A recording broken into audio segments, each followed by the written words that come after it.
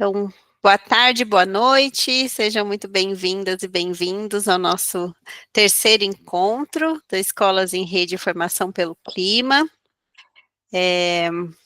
Só para retomar, né? Então, essa é a nossa jornada. Estamos chegando do meio para o final. Sabemos que final de ano é bastante corrido para todo mundo, né? Então, agradecemos especialmente a presença de todo mundo que está aqui hoje e também de quem vai assistir depois. Tem sido uma oportunidade muito boa, né, de trocas de experiências e de aprendizados aqui em conjunto com vocês. Então, só para lembrar dos nossos acordos, quem puder deixar a câmera ligada, porque é melhor para quem está conversando poder enxergar vocês. Vamos levantar a mão para organizar as falas, tentar, na hora de falar, ser bastante sintética, focar no objetivo do nosso encontro e das questões, e a gente vai priorizar quem não participou para que todo mundo participe. E aqui, só para a gente retomar um pouco, relembrar o nosso segundo encontro, que foi com o Edson Grancioli, sobre economia circular. Então, a gente, né, conversou com ele que, apesar dessa importância desse tema e de ser um tema também já trabalhado há bastante tempo, ter um histórico, né, ele é um tema novo que não é citado na Base Nacional Curricular Comum, na BNCC, e o tema das mudanças climáticas é citado na BNCC somente 3 vezes, então já fazendo o gancho aqui com o nosso tema desse encontro, né, para a gente ver que, pelo menos nessa parte, a gente tem bastante coisa para avançar ainda, e é muito bom que vocês estejam aqui e que a gente leve mais esses temas para o contexto da escola e também de outras instituições, porque eles são cada vez mais fundamentais para a gente garantir a nossa sobrevivência, né, no planeta. O Edson apresentou dados bastante impactantes em relação à produção, ao descarte, à reciclagem no Brasil e no mundo, mostrando, né, como esse tema é urgente. A gente falou também sobre a desigualdade social, as diferenças, né, no acesso aos direitos básicos e a relação com o tema da economia circular. Quando a gente trabalha com resíduos, é bem importante levar isso em consideração, né? Quem pode agir sobre esse tema, quem tem mais responsabilidade, quem é mais afetado pelos problemas ambientais que são causados por uma má gestão dos resíduos, por exemplo, por uma falta da economia circular. Então, a pegada ecológica, né, muito diferente em cada país, em cada classe social. A gente falou, né, que a lógica da economia circular se contrapõe à economia linear. Então, a ideia é ter produtos desenhados de modo que seu uso seja mais durável e menos descartável, pensar na distribuição dos produtos, no transporte desses produtos, evitando a emissão de combustíveis fósseis, mudança de hábitos de consumo, né, que todo mundo pode adotar, mas algumas pessoas ou empresas ou setores têm mais responsabilidade, mais capacidade de fazer essas mudanças do que outras, pensar no descarte adequado, com planejamento, gestão governamental, é aumentar a taxa de reciclagem, pensar então numa nova visão sobre um antigo problema, essa é a proposta da economia circular. E no contexto da escola, né, a gente tem os desafios de engajar as pessoas e as instituições e avaliar os resultados também da educação ambiental, foram desafios trazidos por vocês durante a nossa conversa, e algumas oportunidades que a gente identificou juntos também, então, gerar um sentido de pertencimento e mostrar esses resultados positivos para conseguir engajar mais pessoas, foram caminhos apontados por vocês também, para a gente trabalhar com esse tema da economia circular. E então a gente vai hoje trabalhar um tema que tem bastante relação, né, com a economia circular e com a educação ambiental e com a sustentabilidade, com a nossa convidada especial, a Evelyn, que está lá direto da Alemanha para falar com a gente hoje, e o Vinícius vai apresentar a Evelyn para vocês. Olá, pessoal, tudo bem? Boa noite a todas e todos. Bom, como a Maíla também me apresentou, para quem não me conhece, quem não me viu da primeira vez, sou Vinícius, faço parte também da equipe do Instituto Horizon Social e fico muito feliz de estar compartilhando esse momento com vocês. Bom, a gente tem esse mega encontro, né, com a Evelyn, uma pessoa que admiro também, já sigo há um certo tempo. A Evelyn, ela vem trazendo um tema muito interessante, né, sobre as mudanças climáticas e a educação, como engajar os jovens para a ação em relação à crise climática. A Evelyn é educadora ambiental com experiência em educação climática para jovens em projetos nacionais e internacionais. Fundou duas organizações lideradas por jovens, jovens e crianças que apoiam o envolvimento dos jovens na conservação da natureza e na proteção climática. Atualmente, Evelyn é doutoranda em Educação em Ciências pela Universidade Federal de São Carlos e em Ciências da Sustentabilidade pela Universidade de Leupanã, em Lunenburg, na Alemanha, onde também é docente no curso de Química Sustentável. Atualmente também atua também como consultor em projetos relacionados à educação para a sustentabilidade e educação climática na Europa e na América Latina. Evelyn, é um grande prazer ter você aqui. Seja muito bem-vinda. Estou muito feliz com esse encontro e doido para te escutar também novamente. Obrigada, Vinícius, obrigada a todo o pessoal do Horizon, a Maila pela organização, né, o pessoal da FUBA. É um prazer enorme estar aqui, porque há 2 anos, né, Vinícius, a gente se reuniu num processo de ideação ou de construção, que seria o Horizon. Eu tive um prazer enorme de ser uma das pessoas escutadas, né, nesse processo. Então, depois foi muito bonito ver nascer o Instituto Horizon, e agora eu estou aqui de volta, conversando com vocês, né, com o que hoje é o time do Instituto Horizon, e com os professores. Então, é um prazer enorme. Eu preparei uma apresentação aqui para a gente. Eu queria só estar aqui na nossa discussão, depois tudo que vocês tiverem de dúvidas ou coisas mais técnicas, tenho o maior prazer de responder, mas eu tentei fazer uma apresentação bem prática, então trazer exemplos muito práticos de projetos, de iniciativas, inclusive para vocês pensarem, né, se é realista, se não é realista, o que se encaixa na realidade de vocês ou não, tá? Mas qualquer dúvida, enfim, de coisas mais técnicas, enfim, que vocês tiverem, eu tenho um prazer enorme de responder o que eu souber responder, né? E o que eu não souber, a gente pode encontrar respostas juntos. Então, eu só preciso que vocês confirmem se vocês estão vendo a minha tela, porque agora eu não vejo mais vocês. Estamos sim. Sim, iniciamos agora. Ótimo. Então, bom, eu já fui apresentada pelo Vinícius, obrigada, né, pela apresentação. Essas apresentações erguem um pouco, assim, né, o nosso ego, assim.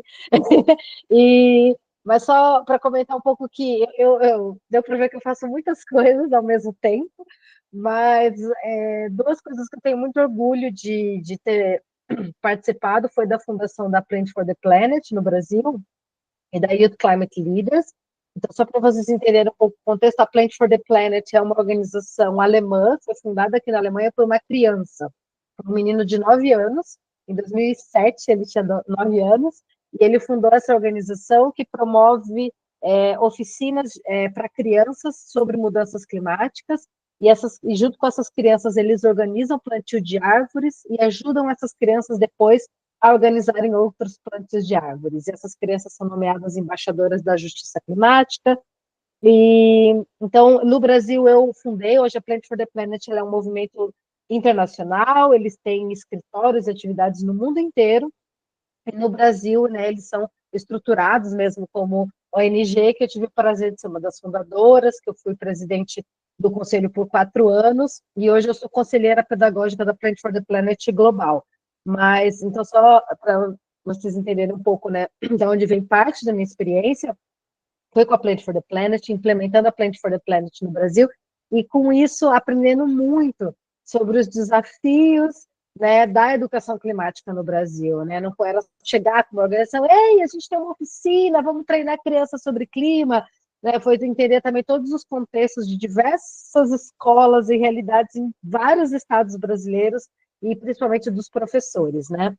E a Youth Climate Leaders é uma organização onde a gente treina jovens para prepará-los para o mercado de trabalho em clima e sustentabilidade. Então, hoje a gente vê um aumento de jovens mais interessados, né, em temáticas de clima, sustentabilidade, com mais preocupações, inclusive porque isso é sobre o presente e o futuro deles.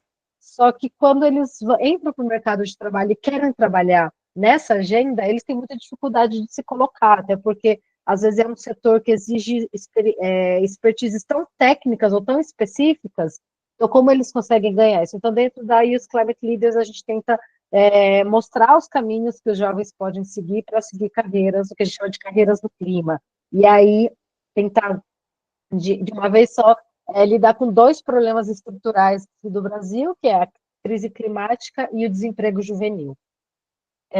Então, essa é um pouco da experiência, né, que eu carrego comigo. E o nosso programa hoje, a gente vai começar com uma atividade que vai ser um quiz, porque eu vou fazer uma prova com vocês, vou ver os conhecimentos de vocês, que é o que chama de uma viagem no tempo. E depois a gente vai ter mais uma discussão sobre o que significa clima, né, quando a gente está falando de clima e de mudanças climáticas. E aí eu vou apresentar os exemplos práticos de atividades em educação climática, e a gente abre para um debate e uma conversa e pensar o que é pertinente, faz sentido nas escolas de vocês. Tá? Então, para o quiz, eu vou parar de compartilhar minha tela, e aí eu vou pedir, Maila, você compartilha o link, tem Pode o deixar. link aqui para o quiz, aí todo mundo pode acessar juntos.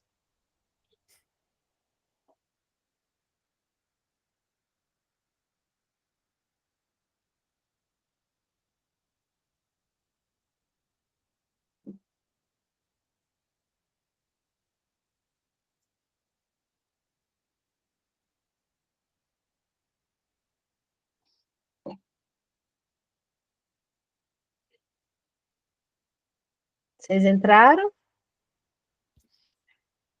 Eu consegui aqui, todo mundo conseguiu? Conseguiu? Aqui deu certo também. Tá Alguém não confuso essas conseguiu? perguntas, hein? É difícil, hein? Eu posso compartilhar minha tela que a gente pode ir passando pelas perguntas juntos. No final tem os resultados, tá?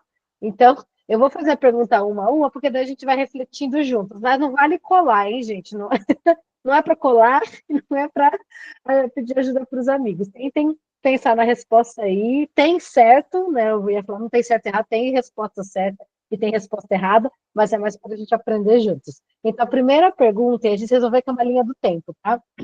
Em 1934, nasceu um importante marco regulatório no Brasil que influencia até hoje as políticas ambientais. Que documento é esse? De 34, hein? É a Política Nacional de Meio Ambiente? É o Código Florestal? Ou é a Política de Resíduos Sólidos? Dou aí uns segundinhos para vocês responderem. E aí a resposta certa a gente vai olhar no final. Então, a segunda pergunta é: parques nacionais são importantes espaços de educação ambiental. Qual foi o primeiro parque nacional brasileiro criado em 1937? O Parque Nacional de Foz do Iguaçu, o Parque Nacional da Chapada da Diamantina ou o Parque Nacional de Itatiaia?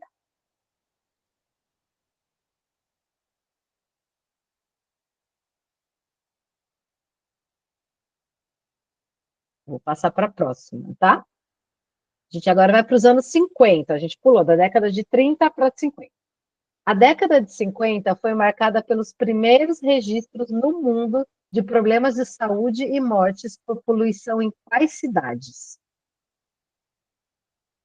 Então, foi os primeiros registros no mundo de pessoas morrendo por causa da poluição, né? E a gente tem aquelas opções: Londres e Nova York, São Paulo e Cidade do México, Tóquio e Paris. E aí que ajudou a começar essas discussões sobre o combate à poluição, né? Vou passar para a próxima.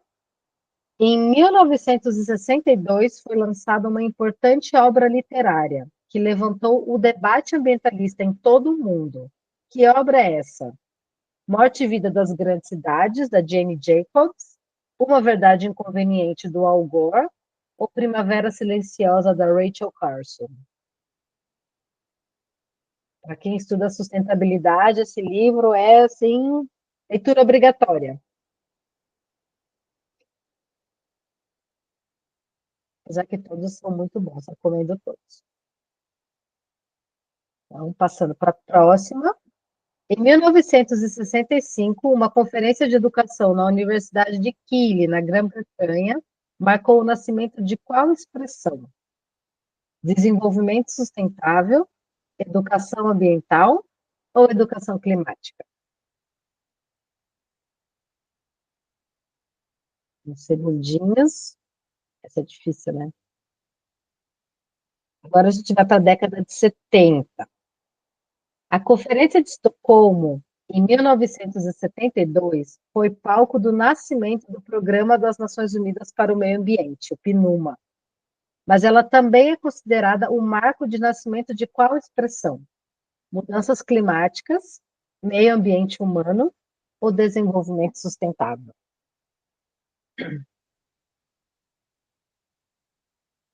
Em 1974, foi criada uma importante data comemorativa em âmbito internacional, muito usada para atividades de educação ambiental. Que data é essa? 22 de março, Dia da Água, 22 de abril, Dia da Terra, ou 5 de junho, o Dia do Meio Ambiente? É uma data internacional, hein?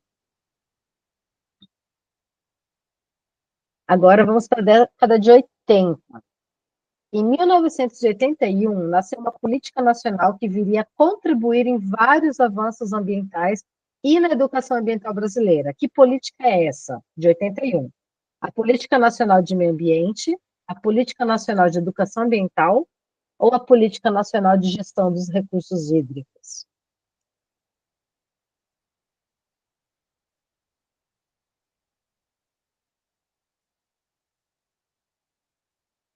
Vou para a próxima. Se eu estiver muito rápido, vocês me avisam, tá? Em 1987, foi criado o Protocolo de Montreal, que é até hoje o único tratado das Nações Unidas a ser ratificado por todos os países do planeta.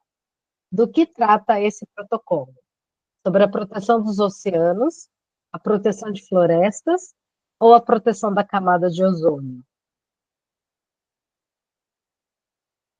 Ainda em 87, é lançado um documento que é considerado um marco de uma nova abordagem para a ação ambiental, focada no conceito de desenvolvimento sustentável. Qual é o nome desse relatório? Carta da Terra, Convenção da Basileia ou Relatório Brundtland?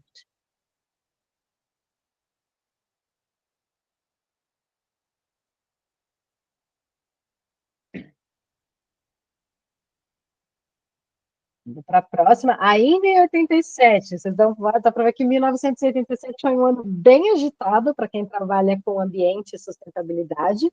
Ainda em 87, em Moscou, na Rússia, aconteceu o Congresso Internacional sobre Educação Ambiental e Formação Relativa ao Meio Ambiente. Esse congresso influenciou a criação, no mesmo ano, da Lei 22687 no Brasil. Do que trata essa lei? Separação de resíduos nas escolas, inclusão da educação ambiental nos currículos escolares de primeiro e segundo grau, naquela época a gente falava grau, né? Ou inclusão da educação ambiental nos currículos de ensino médio.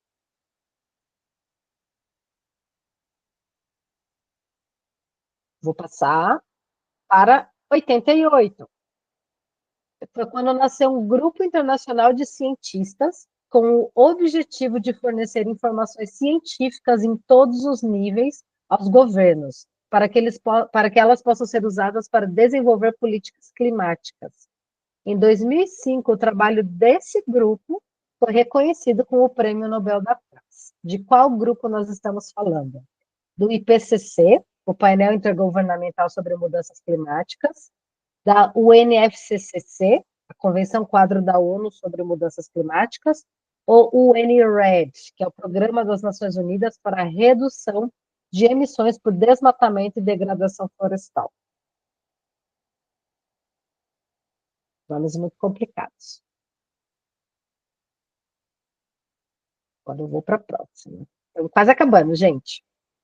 Prova difícil, né? Em 92, a cidade do Rio de Janeiro foi sede da Conferência das Nações Unidas sobre o Meio Ambiente e o Desenvolvimento, também conhecida como Rio 92 ou Eco 92. Qual importante documento nasceu nessa conferência? A Carta da Terra, a Agenda 21 ou o GEF, que é o Fundo para o Meio Ambiente?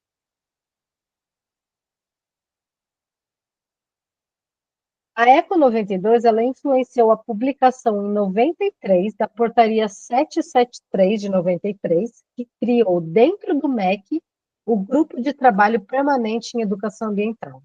Mas foi só em 99 que nasceu uma lei que é considerada a carro-chefe das políticas de educação ambiental no Brasil. Que lei é essa? É a Política Nacional de Educação para a Sustentabilidade, Política Nacional de Educação Ambiental ou a Política Nacional de Educação Climática? Agora, no ano 2000, a União de Organizações Socioambientais em todo o mundo resultou na publicação de uma declaração com princípios fundamentais para a construção de uma sociedade global, justa, sustentável e pacífica. Esse documento é amplamente difundido em atividades de educação ambiental. De qual documento nós estamos falando? Do Pacto Global das Nações Unidas, da Declaração do Milênio ou da Carta da Terra?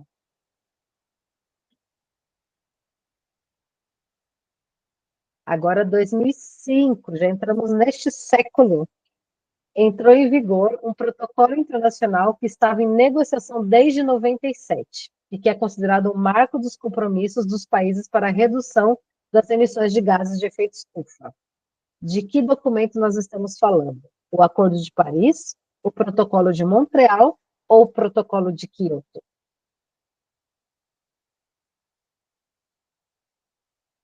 Em 2002, o Rio de Janeiro voltou a sediar um evento da ONU. Está errado isso aqui, é 2012, tá, gente? 2012. O Rio de Janeiro voltou a sediar um evento da ONU, a Rio +20, foi 20 anos depois da Eco 92. Esse evento determinou a criação de uma agenda que só foi ser lançada oficialmente em 2015 e que atualmente norteia muitas políticas e projetos na área de sustentabilidade. De quem nós estamos falando? Dos Objetivos do Desenvolvimento Sustentável, do Acordo de Paris ou do relatório do IPCC? Agora, em 2015, também marca o nascimento de um acordo internacional que atualmente é o que mais influencia as políticas nacionais de controle e redução de emissões de gases de efeito estufa. O acordo também prevê ações de educação para sensibilizar a população sobre as mudanças climáticas. Esse acordo é a Convenção de Bonn, o Acordo de Paris ou o relatório do IPCC. E agora, por último, em junho deste ano, estamos falando agora deste ano, de 2024, em junho desse ano, o Senado aprovou o PL 6230 de 2023, que altera a Política Nacional de Educação Ambiental e inclui a obrigatoriedade das escolas brasileiras passarem a ensinar, a partir de 2025, ano que vem, quais temas? Biodiversidade e os biomas brasileiros, mudanças climáticas e proteção da biodiversidade, ou financiamento climático, tecnologia e inovação? Vocês podem responder e apertar aqui em enviar. O meu formulário está em alemão, mas vocês podem apertar em enviar e vocês vão ter as notas de vocês. E eu gostaria de que vocês escrevessem no chat as notas de vocês.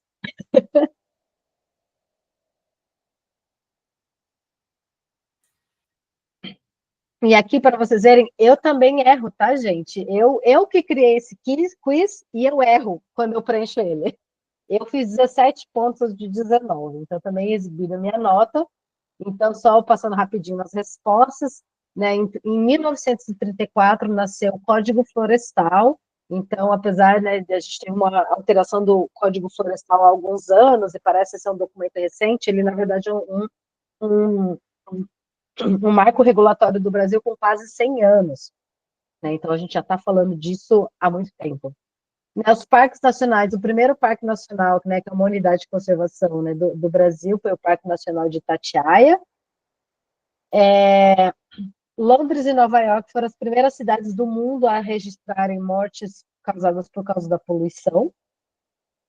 Em 62, o livro Primavera Silenciosa, que denunciava o uso do Roundup, né? Como que é o nome eu esqueci como a gente fala esse nome desse pesticida que a gente usa adoidado. Então, foi um livro denunciando o uso excessivo desse pesticida, e que então é considerado um grande marco ambientalista. Qual que é? Alguém falou pesticida. Pode falar, Jussi. Você levantou a mão? Evelyn, acho que é CFC, não é? É sobre o CFC, isso mesmo. O Primavera Silenciosa foi a denúncia foi sobre o CFC ou foi sobre a gente? Agora eu já estou esquecendo, eu estou com sono. Mas, de toda forma, é um marco esse livro, porque é considerado o primeiro livro a fazer denúncias, né, sobre problemas ambientais, e que ele foi, então, considerado um marco, assim, usado depois, né, para levantar vários debates ambientalistas e da necessidade de políticas ambientais pelo mundo. Então, Primavera Silenciosa é um clássico aí que influenciou depois vários movimentos ambientalistas pelo mundo. E em 65, né, a conferência, né, na Grã-Bretanha marcou o nascimento da expressão educação ambiental. Então, é o que a gente está fazendo aqui hoje, né? O que a gente está discutindo hoje, que é o berço aí dessas outras educações, depois educação para o desenvolvimento sustentável, educação climática, e assim por diante, né? Desde 65 a gente já vem discutindo educação ambiental. A Conferência de Estocolmo, em 72, né, foi o marco, né, da criação da expressão desenvolvimento sustentável, então é o marco do pensar como a gente se desenvolve de uma forma, né, que não agrida as futuras gerações, né, que garanta que as futuras gerações tenham acesso aos mesmos recursos que a gente tem hoje, então sustentabilidade é sobre isso. Né, em 74 foi criado o Dia do Meio Ambiente, 5 de junho, então para quem trabalha em escola, hoje em dia é uma data, às vezes, que a gente faz atividades com as crianças, né, para celebrar esse momento. Em 81, então, é quando nasce a Política Nacional de Meio Ambiente, e aí eu coloco aqui, né, eu marco aqui também, junto com a Política de Meio Ambiente, nasceu o Sistema Nacional de Meio Ambiente, e o Conselho Nacional de Meio Ambiente, o CONAMA. Em 87 tem o Protocolo de Montreal, que é o protocolo sobre a proteção da camada de ozônio, né, e é considerado um maior case de sucesso, digamos assim, da diplomacia internacional, porque até hoje é o único tratado, né, internacional que foi assinado por todos os países do mundo. Né? Também nesse ano o relatório de Brundtland, então é um relatório que marca, né, o conceito do desenvolvimento sustentável. Em 87, então, é o ano que no Brasil que, que a lei de educação ambiental, a polícia inclui, né, a educação ambiental nos... gente, desculpa, estou falando tudo errado, né? A Lei 2.26 de 87, então, inclui a educação ambiental nos currículos escolares de primeiro e segundo grau. Então, é desde 87 que a gente já fala que educação ambiental tem que ser trabalhado nos currículos do que hoje é o ensino fundamental 1 e ensino fundamental 2. E aí, em 88, nasce, então, o IPCC, que é o painel governamental sobre mudanças climáticas, e muitas vezes, então, hoje, quando a gente fala de ciência climática, todos esses dados científicos, projeções sobre o futuro, né, o que pode vir a acontecer, são dados, a maioria das vezes, do IPCC. Hoje, o IPCC é talvez um dos órgãos mais confiáveis para a gente usar dados sobre clima. Né? E aí, em 92, isso aqui eu respondi errado, olha, né, a cidade do Rio teve a Eco 92, e na Eco 92 nasceu a Agenda 21, né, e a Eco 92 influenciou, né, a criação da Política Nacional de Educação Ambiental. Então, vocês podem ver, né, lá em 87, a gente inclui educação ambiental nos currículos, mas é só em 99, é uma lei de 93, mas só em 99, né, que ela entrou em vigor, que é a Política Nacional de Educação Ambiental. E em 2000, essa aqui eu também respondi errado,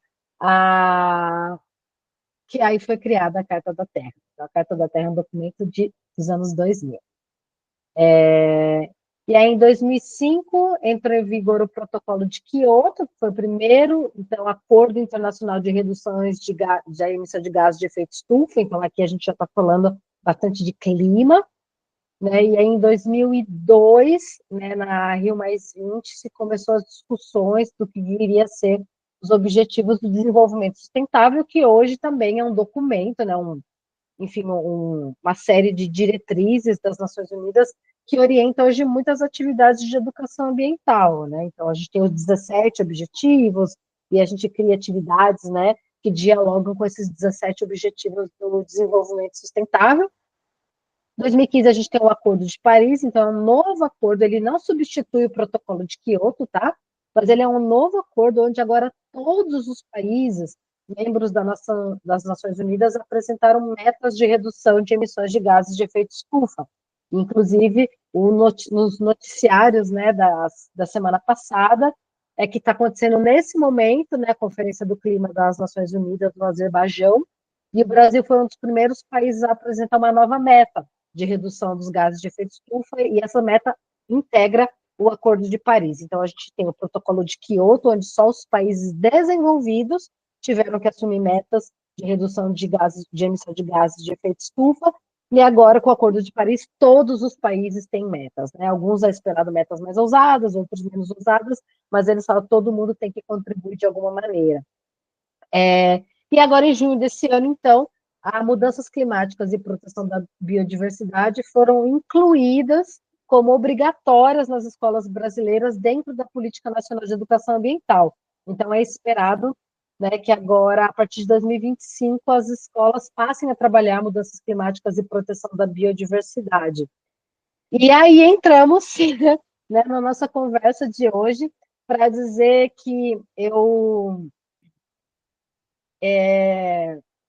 eu acho extremamente importante, como educadora ambiental, educadora climática, eu trabalho com educação climática há quase 15 anos, e eu falo assim, não dá para fazer educação climática sem os professores.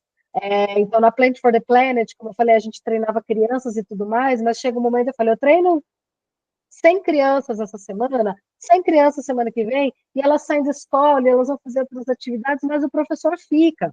Né? Então, quando eu sensibilizo um professor, e esse professor treina, né, 20, 30, 40, 50 crianças esse ano, e depois no outro ano mais, e mais, e mais, o professor é um grande multiplicador. Né? Então, são aliados extremamente estratégicos. Mas quando eu transformo isso em lei e falo que os professores têm que ensinar essa temática, a maioria dos professores não foram treinados nessa temática. Então, quando, né, eu imagino que sim, que a maioria, e vocês podem compartilhar aqui, escrever no chat se vocês quiserem, se vocês aprenderam sobre clima e sustentabilidade nas suas formações, se isso foi falado, né, porque como se esperar que agora os professores assumam essa responsabilidade de ensinar essa temática, sendo que eles próprios não foram treinados e capacitados para ela, né?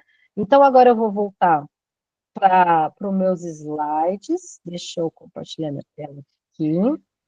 Evelyn, a Érica perguntou se eles podem ter acesso ao questionário, continuar com acesso ao questionário. Pode sim.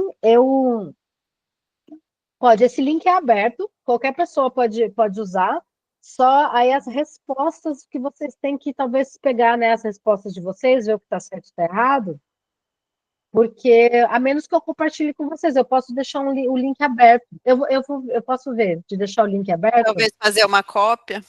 Exato, eu faço uma cópia e deixo aberto, porque aí vocês podem usar. Mas sim, gente, é para multiplicar. Conhecimento é para ser compartilhado. Eu compartilho sim, Marla. Se eu me esquecer, você me lembra? Tá bom. Amanhã é feriado, né? Essa semana, devo compartilhar, mas com o maior prazer, tá? Então, aqui é, né, a notícia de julho desse ano. Então, assim, o que é clima? Né? Quando a gente pensa, o que é clima? E aí já vem a primeira confusão que eu vejo acontecendo muito quando a gente trabalha com crianças e jovens, que a gente confunde muito o clima com o tempo. Né? E existe uma diferença muito grande entre tempo e clima. Né? Tempo é uma coisa que a gente consegue determinar hoje. Então, eu falo, hoje está frio, hoje vai chover, ou até, né, aqueles dias, né, que começa muito frio e depois fica muito calor, e depois chove, e depois fica frio de novo. por exemplo, aqui no mundo inteiro, né, a gente está, né, vendo, né, as mudanças climáticas acontecendo, então, os verões muito quentes, ou muita chuva, ou muita seca. Esse ano, então eu moro na Alemanha, esse ano a gente teve um verão muito tardio, então o verão chegou muito tarde, o verão esse ano, quando é o verão, né, oficial, foi muito chuvoso e frio, e aí quando chegou setembro, outubro, que normalmente é quando começa a esfriar, que fez calor. Então, assim, mês passado, outubro, eu moro no norte da Alemanha, outubro a gente chegou até dias de 20 graus, com sol, que é uma coisa assim, super rara. Então a gente já estava pensando, ai, talvez o inverno esse ano vai ser mais quente, né? E aí hoje nevou. Então, assim, há um mês atrás a gente estava com sol, 20 graus, para a gente uma temperatura quente, e um mês depois, hoje está nevando, né? E a gente estava, tipo, tudo com roupa de neve, isso é tempo, né? Então, assim, mês passado estava calor, hoje está nevando, hoje está frio, hoje está chovendo, amanhã está calor. Então, isso é sobre o tempo, são coisas que a gente consegue determinar, a gente olha a previsão do tempo, né? Eu quero me programar se amanhã tem que pegar guarda-chuva ou não, eu olho a previsão do tempo porque são coisas fáceis de determinar. O clima é uma temperatura média, né, de qualquer lugar e também a precipitação média, né? Então, quanto chove, juntamente com várias outras condições meteorológicas. Então, o clima é um combinado de informações e dados ao longo de um determinado período, que a gente diz mais ou menos 30 anos. Então, eu preciso aí de décadas para analisar o clima. Então, quando a gente fala de mudanças climáticas, eu estou falando do clima, porque tem muita gente que tenta falar assim, esse negócio de mudança climática é baboseira, né? Olha só, vocês estão falando que o mundo está esquentando e hoje, em pleno novembro, está nevando aqui, né? Ou vocês podem falar, tem no próprio verão, né, do Brasil, tem dias quem mora no sul, sudeste, tem dias do verão que também são frios. Então, fala assim, opa, em pleno verão está frio, vocês estão falando de mudança climática? Sim, porque as mudanças climáticas elas são sobre, né, um acompanhado histórico, né, sobre o clima. Então, elas são mudanças que ocorrem na média da temperatura do planeta e de outros fenômenos climáticos que foram medidos ao longo do tempo. Então, é normal o clima da Terra mudar ao longo de períodos. Então, a gente já teve uma era do gelo há milhares de anos atrás, né? Então, hoje a Terra é completamente diferente daquela época. Então, a gente passa por eras, a gente passa assim, bem devagarzinho, né? Ano a ano, século por século, vai mudando a temperatura. Então, a gente tem os picos de muito quente, os picos de extremamente frio, isso é natural na história, né, do planeta Terra. Então, nos últimos 11 mil anos, a temperatura média do planeta Terra subiu 4 graus Celsius. Então, esse aumento foi lento, a gente está falando de 11 mil anos para se aumentar em 4 graus Celsius a temperatura média, né? Então, ele permitiu que os ambientes, os seres vivos, se adaptassem a essas alterações, porque ela ocorria de forma muito lenta. Só que com a Revolução Industrial, a gente começou a acelerar esse processo. Então, com a Revolução Industrial, o aumento de uso de combustíveis fósseis, a gente começou a emitir muitos gases de efeito estufa. Então, a gente fala que agora a gente está vivendo, né, uma mudança climática que ela tem influência do ser humano, ela não é mais natural. Então, se a gente olha aqui, né, esse gráfico, né, nos últimos 110 mil anos atrás, a gente vê que tinha uma variação, né, da temperatura média subindo e descendo, e quando a gente olha aqui nos últimos anos, ela dá um boom muito rápido. Esse gráfico aqui consegue mostrar melhor, né, então, 1850, né, que é no século XIX, quando começa a industrialização, né, do mundo, e aí século XX, né, a alta industrialização, e aí a gente consegue ver a temperatura, né, relativa, a temperatura média do planeta, como ela foi aumentando, tá vendo? Então, assim, isso não é natural, né, se a gente olhar, então, como naturalmente seria essa jornada de aumento, a gente está numa jornada de aumento natural, mas ela ocorreria muito devagar, a gente está falando de milhares de anos, então a gente está adiantando, acelerando em um século o que a gente faria em milhares, o que a natureza, né, naturalmente faria em milhares de anos. Então, eu acho que isso é importante, eu não quero ficar aqui enchendo vocês de gráficos e falando muito sobre isso, mas eu acho que é importante ter isso em mente. As mudanças climáticas que a gente está falando aqui, porque elas são urgentes de fora, porque nós, seres humanos, estamos causando ela já não é mais natural, né? Então, por isso tem a ver com a gente, né? Eu não consigo ver quem está levantando a mão, mandando mensagem, só eu escuto o plim, então se vocês quiserem, se alguém quiser já fazer pergunta aqui agora, é melhor, porque daí eu já ia entrar nos exemplos de atividades práticas. Mas vocês querem, tem perguntas? A Linda levantou a mão. Então, Linda, manda ver.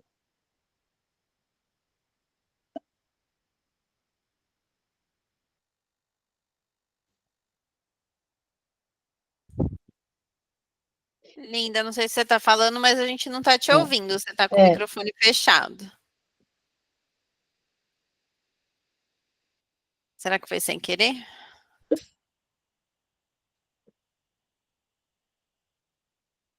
Então tá, eu vou continuar. Isso. E aí, enfim, se aparecer perguntas, você fiquem à vontade, tá? Para interromper e depois, e no final, a gente também vai ter o. Eu reservei bastante tempo para a gente conseguir interagir também uns com os outros. Tá? Então, de exemplos. Então, eu quis então, mostrar para vocês que tem uma urgência e uma necessidade de se falar sobre clima, ensinar sobre clima, porque agora isso é sobre nós, agora isso é sobre o futuro das gerações jovens, né, dessas crianças e jovens que hoje a gente está educando, como a gente prepara eles para as mudanças climáticas. Eu falo que eu comecei a trabalhar com educação climática há quase 15 anos, e era uma coisa assim que parecia assim, a gente estava falando do futuro, a gente estava falando de um problema que parecia que ia acontecer dali 30, 40, 50 anos. E agora, 15 anos depois, isso já está acontecendo. Então, eu falo, as mudanças climáticas não são mais um problema do futuro. Elas estão acontecendo agora e a gente está vendo e sentindo elas literalmente na nossa pele, né? Então, se a gente olhar assim, porque tem acontecido no Brasil esse ano, desde as inundações no Rio Grande do Sul até todas as queimadas e extremas secas que a gente viu acontecendo em todos os biomas brasileiros, isso é mudança climática. Isso não é normal. E aí tem diferentes agendas de se trabalhar isso. Uma é a agenda da mitigação, então, como eu minimizo as mudanças climáticas, então elas já estão acontecendo, elas são reais, e como a gente minimiza os efeitos dela, e aí vai entrar né, agenda de energia renovável, agricultura sustentável, agricultura de baixo carbono e assim por diante, e aí entra a agenda de adaptação. Como a gente se adapta para as mudanças climáticas, porque as temperaturas vão subir, então, como a gente se prepara para esses dias extremamente quentes? Vai chover muito mais em algumas regiões.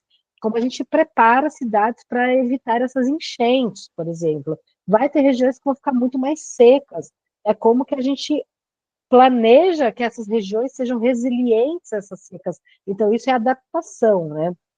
E aí tem o que a gente chama de perdas e danos, que no Brasil não é uma agenda muito forte, mas é uma agenda muito forte já em ilhas, por exemplo, que são regiões que vão desaparecer com o avanço do nível do mar. Isso deveria ser uma preocupação do Brasil, por exemplo, nas cidades costeiras,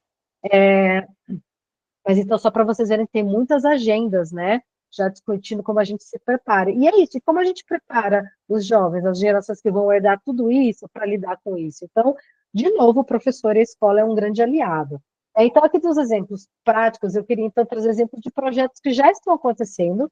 A maioria dos exemplos que eu trouxe aqui são de projetos que eu participei pessoalmente, então eu consigo, né, porque caso vocês tenham dúvidas, eu consigo tirar elas com mais facilidade em detalhes, tá? Então, primeiro, a Plant for the Planet, claro, vou vender meu peixe, né? A organização que eu sou uma das fundadoras no Brasil, mas como eu disse lá no começo, ela foi criada em 2007, aqui na Alemanha, por uma criança de 9 anos. Ela organiza uma atividade que eles chamam de academias. As academias é uma oficina que dura um dia, normalmente um dia, no Brasil, geralmente a gente faz em 2 dias divididos, com crianças de 8 a 12 anos. Então, né, nessas academias, as crianças aprendem o que significa crise climática, elas plantam árvores e elas desenvolvem projetos de plantio de árvores para as escolas e as comunidades delas. Então, hoje a Plant for the Planet está em mais de 60 países, no Brasil desde 2017. Eu deixei aqui o site, essa apresentação já está compartilhada com a Mayla, E, Maila, fica à vontade de compartilhar com todo mundo, tá bom? Porque aí com os links, vocês conseguem acessar os links com mais facilidade. Dentro da Plant for the Planet, em parceria com o grupo de pesquisa que eu fazia parte na UFSCar, a gente criou um curso online, gratuito, de 10 horas de duração, com certificado da UFSCar, que chama Educação Climática para Educadores. Esse curso está no POCA, eu não sei quem aqui conhece o POCA, mas o POCA é a plataforma online de cursos abertos da UFSCar. Tem vários cursos, tem curso de tudo que vocês puderem imaginar, incluindo o nosso curso de Educação Climática para Educadores. Então, deixo aqui o link, vocês têm que se cadastrar para ter acesso, mas eles são totalmente gratuitos. Esse curso, ele conta ele é totalmente autoaprendizagem, mas é esperado aí 10 horas de dedicação, então é um curso que, isso que eu falei de clima, tempo, tá lá, fala sobre entendendo os acordos internacionais de clima, então, assim, tudo mais detalhado mesmo, né, sobre mudanças climáticas e com atividades para serem trabalhadas em sala de aula com os alunos. Então, a gente fez em parceria com a Plant for the Planet, tem muito conteúdo que é o que a Plant for the Planet trabalha com as crianças depois, então, recomendo para quem tiver interesse em continuar se aperfeiçoando nessa temática. Um outro exemplo que eu gosto muito, ele não é necessariamente relacionado com clima, mas eu acho que ele é muito importante para a sensibilização, que é o Outward Bound Brasil, que é uma organização também que nasceu na Áustria, se eu não me engano, e eles organizam expedições na natureza. Então, hoje tem um livro que eu gosto muito, que foi traduzido para o português pelo Instituto Alana, que eu acho que em português chama A Última Criança na Natureza.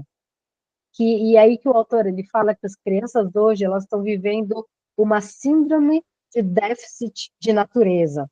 Então, as crianças hoje elas estão perdendo o contato com a natureza. Então, a gente vive cada vez mais no ambiente urbano, as crianças estão sendo criadas nesse contexto urbano, longe da natureza. Então, como a gente vai esperar que elas queiram cuidar e proteger algo que elas não têm contato?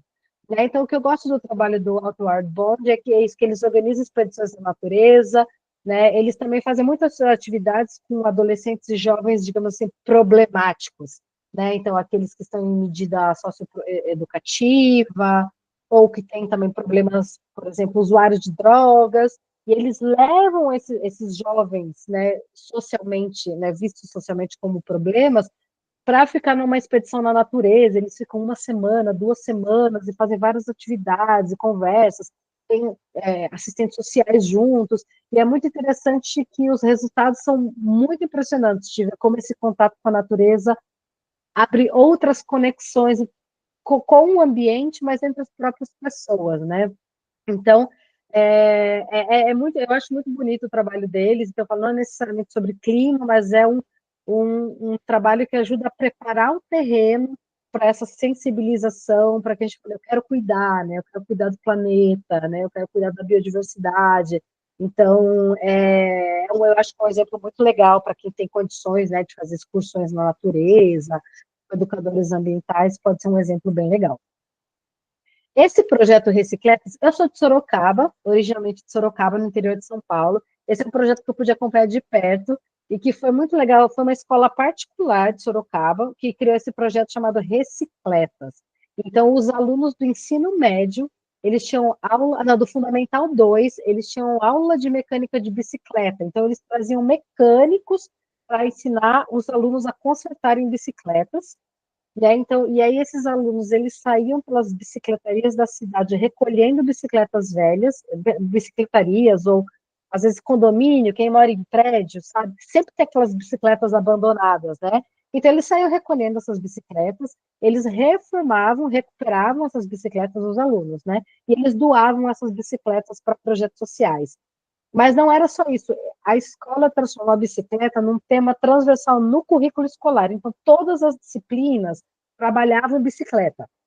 Então, para a matemática, eles iam estudar os raios da bicicleta, geometria, né, em física, coisa de, né, de velocidade, né, impacto. coisas todas, enfim, em todas as disciplinas eles deram um jeito de incluir bicicleta no currículo. Então, isso foi muito legal que a bicicleta, eu brinco, né, que a bicicleta deixou de ser só um instrumento e virou como se fosse um livro, né? A gente tem um livro didático, né, que a gente usa com os alunos, esse é o livro didático deles era a bicicleta. Então, foi muito interessante ver, assim, como em um objeto eles conseguiram trabalhar tantas temáticas e ensinar conteúdo curricular. Então, eu acho que não precisa ser uma bicicleta, mas então, quais são os outros instrumentos que a gente poderia usar? Pensando em economia circular, né, que vocês tiveram no último encontro com o Edson, né, dentro da economia circular, quais são produtos, né, que têm um mega potencial de circularem, né, dentro de uma lógica de economia circular que poderia ser trabalhado, né, como um tema transversal dentro do currículo. Então, isso eu acho um exemplo muito legal. Infelizmente, essa escola passou por uma troca de gestão e eles colocaram fim a esse projeto, mas eu acho que é um exemplo muito legal, assim, de como a gente pode trabalhar economia circular, energias renováveis e clima, né, na escola. Inclusive com a própria bicicleta, que aí clima entra todo o debate de transporte, emissões de gás de efeito estufa por transporte, por energia, e assim por diante. E aí esse outro projeto é uma mini agrofloresta, que foi uma atividade que a gente fez junto com a Plant for the Planet. A gente criou uma mini agrofloresta na AMF Sócrates Brasileiro, em São Paulo. Então, eles fizeram um projeto de ocupação pedagógica, que eles chamam. Atrás da escola tinha um terreno baldio, que era usado para depósito de lixo, né, e fica à beira de um córrego, super sujo. Então, a escola se apropriou desse terreno baldio e a gente ajudou eles a criarem uma agrofloresta. E essa agrofloresta, ela virou um grande laboratório de ensino, né, de práticas e ensino de ciências, então é muito legal, os professores trazem os alunos, eles acompanham o desenvolvimento de alimentos crescendo combinado com floresta, e foi muito legal que eles também conseguiram, hoje eles relatam, isso foi em 2017, então agora já tem aí um apanhado de conhecimentos, né, desse processo, que inclusive alguns professores usaram a agrofloresta como ferramenta de alfabetização de estudantes com dificuldades de aprendizagem. Então, eles conseguiram alfabetizar alunos usando a agrofloresta. E foi muito bonito de ver que isso engajou. Então, ali era um terreno baldio, onde as pessoas da comunidade jogavam lixo, e, de repente, virou um terreno da comunidade, e até hoje tem muito engajamento da comunidade para a manutenção, né, da agrofloresta. E depois, a Prefeitura de São Paulo, né, com esse projeto, ela cedeu o terreno para a escola, então hoje, oficialmente, esse antigo terreno baldio, hoje que é o terreno com a agrofloresta, ele faz parte, oficialmente, do terreno da escola. E aí tem um vídeo sobre isso que eu queria mostrar para vocês, que a Mayla vai passar para vocês, porque a gente testou aqui no meu computador, estava dando problema para compartilhar o áudio, então a Mayla já deixou no esquema aí.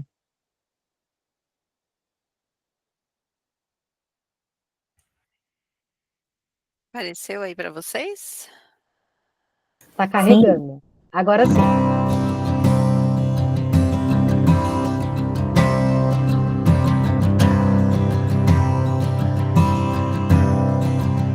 Eu moro nessa área aqui entre Jardim Catanduva e Jardim Olinda há 48 anos. A gente conquistou várias coisas ali naquele bairro, né? Desde pavimentação, iluminação, saneamento básico, escolas. A nossa última conquista, última não, né? Nunca é última. A nossa penúltima conquista foi a Escola Sócrates.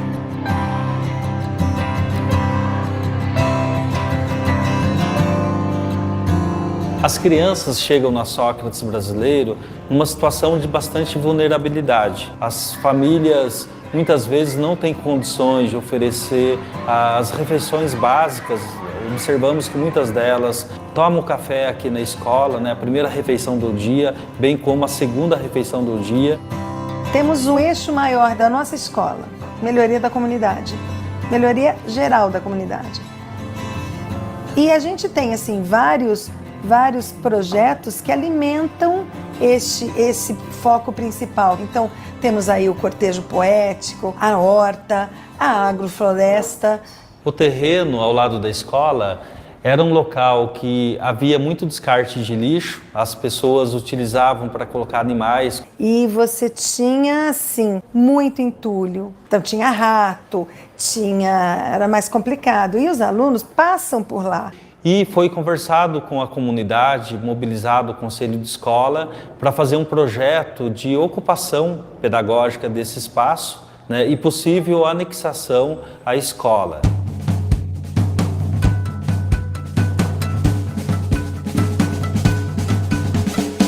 Surgiu um projeto de lei para que esse terreno fosse anexado e depois de muita mobilização dos estudantes que foram até a Câmara Municipal, anexaram definitivamente no final do ano de 2017.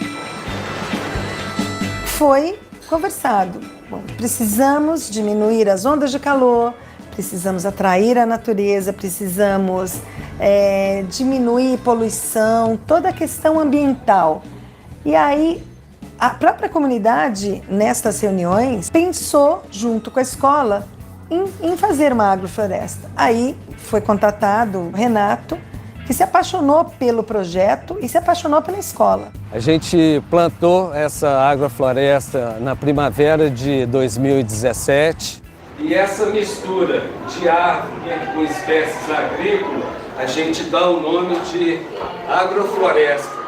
No começo foram cerca de 50 espécies da Mata Atlântica, uvaia, jabuticaba amarela, jabuticaba.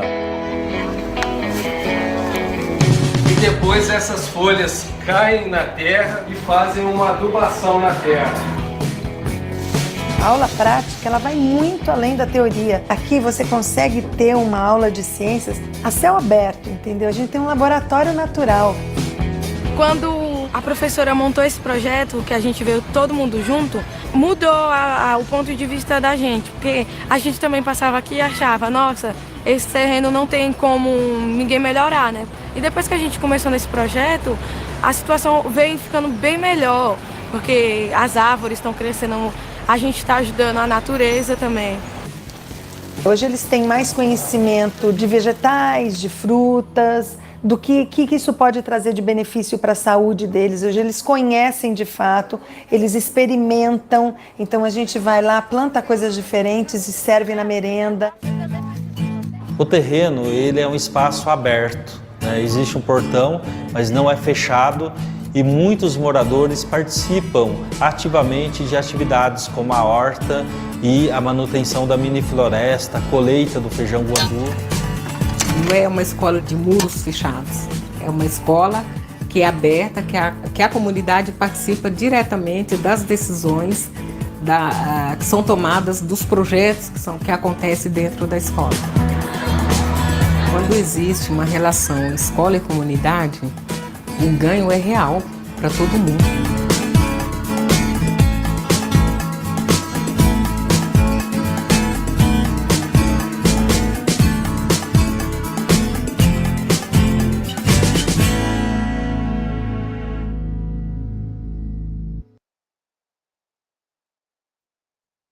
Muito legal, né? Nos slides eu deixei um outro link para um vídeo maior, que na verdade quando foi feito o plantio da mini agrofloresta, foi junto com o caldeirão do Huck, o Luciano Huck foi lá e tudo mais, mas é um vídeo maior, é um vídeo de 20 minutos, por isso que eu não quis passar aqui para vocês, mas tá o link, tá no slide, na página sobre a MF Sócrates brasileiro, tá lá. Mas esse projeto é muito lindo. Hoje, se vocês forem lá, é gigante, assim, né? Você vê as árvores estavam pequenininhas no vídeo, muito maior, apareceu muitos pássaros. Hoje eles têm mapeamento das espécies que apareceram, que surgiram por causa da agrofloresta. Várias universidades no estado de São Paulo inteiro fazendo, né, pesquisa lá. Então, assim, foi muito legal ver como essa atividade. E vocês podem pensar, deve custar muito dinheiro. Na verdade, a gente conseguiu arrecadar R$20.000 para implementar. Então, a primeira implementação, que é a parte mais cara, que é preparo do solo, que foi pagar o Renato, que é o técnico, né, que foi o consultor, que hoje ele é voluntário lá. Mas, então, foram os R$20.000 iniciais para preparar o terreno. E aí as mudas, e é isso, eu não sei as cidades onde vocês estão baseados, mas quase todas as cidades, ou pelo menos as grandes cidades brasileiras, eles têm planos de arborização. Então, eles têm viveiros. Então, eles já têm as mudas, só que muitas vezes eles não têm pessoal suficiente para plantar essas mudas. Então, o município de São Paulo, eles têm um viveiro gigantesco de mudas, assim, umas mudas maravilhosas, que você fosse comprar, assim, custaria uma mega grana, e só que eles não têm gente suficiente para fazer todos os plantios. Então, eles doaram essas mudas, né? E então foi doada pela prefeitura as mudas, e é uma escola municipal, né? Então, mas assim, só de pensar o quanto, porque quem planta sabe que muda, e principalmente muda de árvore, que a árvore demora muito para crescer, né? Então, quando a gente faz um plantio assim, a gente não planta semente da árvore, a gente já planta uma árvore de 1 ano e meio, 2, 3 anos de idade. E custa muito, essas mudas podem custar 200, 300 reais cada muda. Então, é só pensar assim que esses viveiros, principalmente os viveiros municipais, às vezes para eles é interessante doar as mudas, porque às vezes eles têm a muda linda lá e vai morrer essa muda, porque eles não vão conseguir plantar. Então, aqui a Cíntia, né, falando, Paulínia, tem o Jardim Botânico, eu sei que Sorocaba tem o Jardim Botânico também, mas aí depende, né, de onde vocês estão. Mas para a própria Plant for the Planet, então, só falar, a Plant for the Planet já atua em várias cidades do Brasil, norte, sul, leste, oeste do brasileiro, e a maioria das cidades que a Plant organiza atividades com as crianças, as mudas são doadas pela prefeitura. Então, só para dizer que a prefeitura pode ser um grande aliado para quem quiser fazer atividades de plantio. E com plantio dá para fazer uma mega discussão sobre clima. Então, agora eu vou voltar aqui para a minha apresentação. Vamos para a próxima atividade. Exemplo, que tem mais. Um exemplo é a Viração Educomunicação. Essa foi a minha origem, foi onde eu comecei a trabalhar com educação climática. Eu não sei se alguém aqui conhece a Viração. A Viração, ela é muito conhecida como uma revista, mas ela é muito mais que uma revista. E a Viração trabalha com uma metodologia que chama Educomunicação, que é colocar a criança, o adolescente ou o jovem como protagonista na produção de comunicação. Então, é jovem comunicando para jovem, né? Criança comunicando para criança. Então, na Viração, os jovens, eles passam por um treinamento, né, dos meios de comunicação, então, como eu escrevo um texto, como eu faço um podcast, como eu faço um vídeo com meu celular, e assim por diante. E aí, depois, eles passam por treinamentos, né, e discussões em temáticas relevantes para eles. Então, não só clima, na Viração, eu trabalhava como responsável pelos treinamentos dos jovens em clima e sustentabilidade, mas a gente tinha assim, treinamento sobre sexualidade, sobre política pública, sobre tudo que é tema que vocês podem imaginar. Tinha, e aí esses jovens, produziam notícias, comunicação sobre esses assuntos. E por que chama educomunicação? Porque na educomunicação, o mais importante não é o produto final que esse jovem está produzindo, mas o que ele aprendeu no processo de produzir uma notícia, né? Porque ele teve que investigar, ele teve, às vezes, que fazer entrevistas, e eles aprendem nesse processo. Então, a educomunicação é uma grande aliada.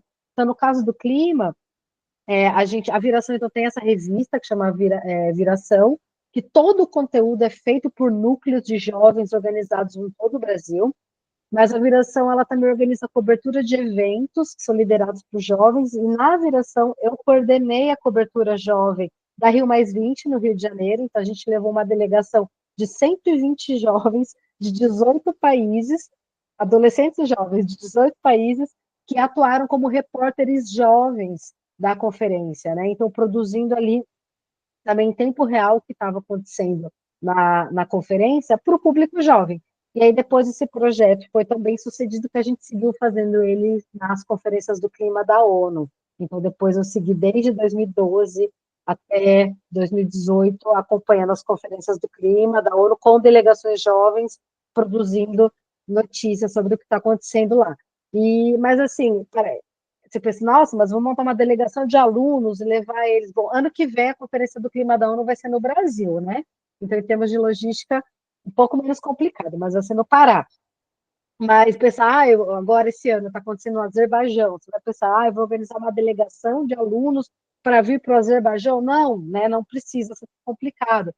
Mas vocês podem fazer coberturas de eventos locais ou produção de meios de comunicação na escola. Uma das coisas que a gente fazia muito na Viração era oficinas de jornal mural na escola, Então, os alunos fazem um mural gigantesco, né, para colar no pátio, colar em algum lugar de grande circulação de pessoas na escola.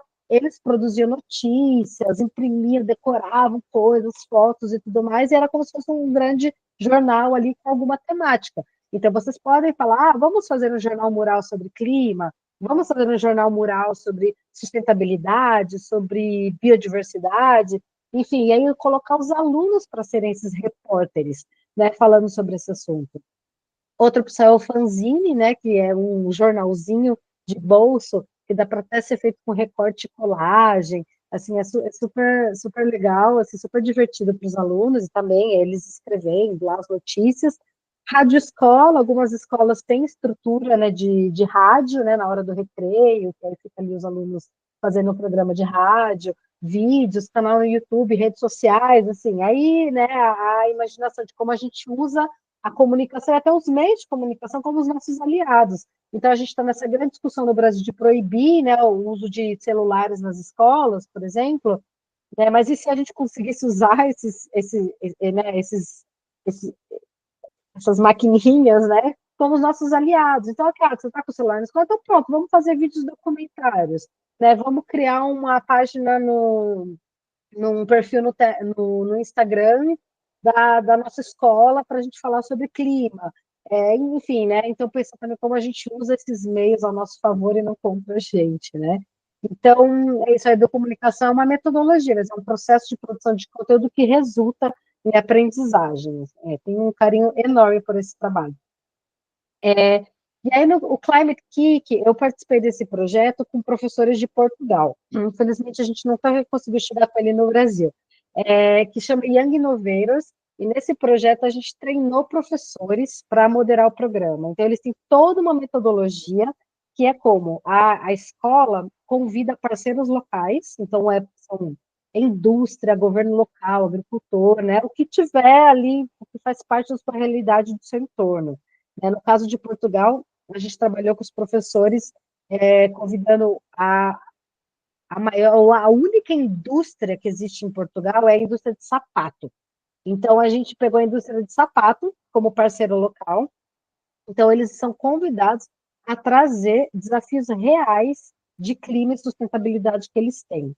Né? E esses alunos têm não é um ano, é um projeto de um ano, ao longo de um ano, de todo o ano escolar, ele seguiu a metodologia do projeto aprendendo instrumentos de empreendedorismo, de como criar ideias, de como gerir essas ideias, de como apresentar, enfim, era quase tipo meio que gestão de projetos mesmo, e no final, esses alunos, a escola organizava um evento, onde esses alunos vão e eles apresentam as soluções para o desafio real que foi apresentado para eles pelo parceiro, né? Então, né, nesse caso, os representantes da indústria de sapato, para ver as soluções dos alunos.